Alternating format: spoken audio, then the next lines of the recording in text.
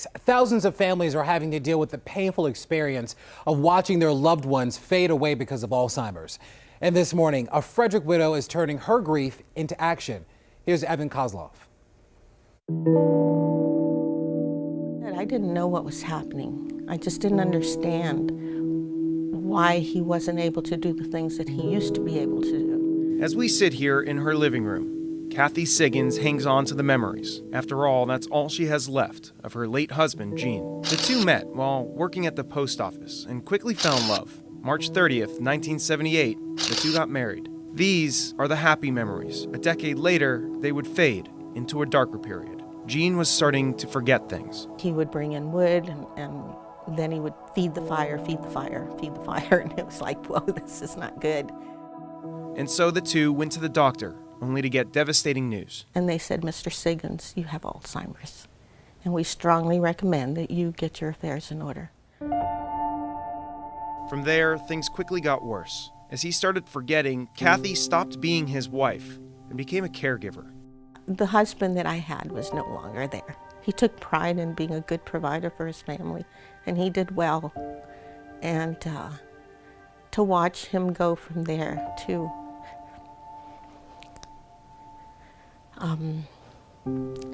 like my child, that was hard.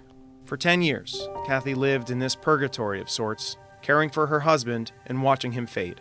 On January 24th, 1999, Gene passed away. When he died, it was like I felt that there was a reason why we were taken on this journey and that it wasn't supposed to die with him. And so began Kathy's new role, not as a victim or a widow, but as an advocate, telling her story and raising money for Alzheimer's research. But one achievement has always eluded her. This is the semi-postal breast cancer stamp. In 20 years, it's raised more than $86 million. So Kathy thought, why not get one of these for Alzheimer's? For 18 years, she's been pushing for it, collecting some 85,000 signatures. And yet for 18 years, she's been told no. I was told no an awful lot of times, you know, and the disappointment. I went through a lot of disappointment each time people would say no. Disappointment for her husband, and disappointment for hundreds of families going through this. Finally, this year, it happened. The Postal Service finally said yes. The stamp is now a reality. It was like this weight had been lifted. After 18 years of waiting for this call, our family there. In the years since Gene's death, a lot has changed for Kathy. She's remarried and has found peace in her husband's death. But she says her rigor and passion for advocacy is as strong as it was 18 years ago.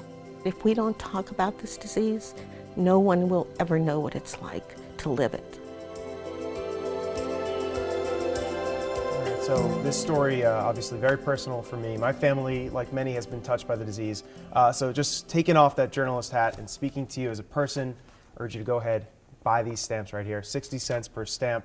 So I bought these 20 stamps for just $12, but it really can make a difference. So go ahead, buy these stamps. So many families have been affected by it. My goodness, look at that. Wow. Just hearing her speak about it, so emotional, and so many things I could connect with there. Yeah, it's tough. It's so tough for every family who's gone through that. All right. But you can make a difference. So go ahead, buy these stamps. Again, 20 of them for $12. All right. Great story, Evan. Thank you. Evan, thank you. All right.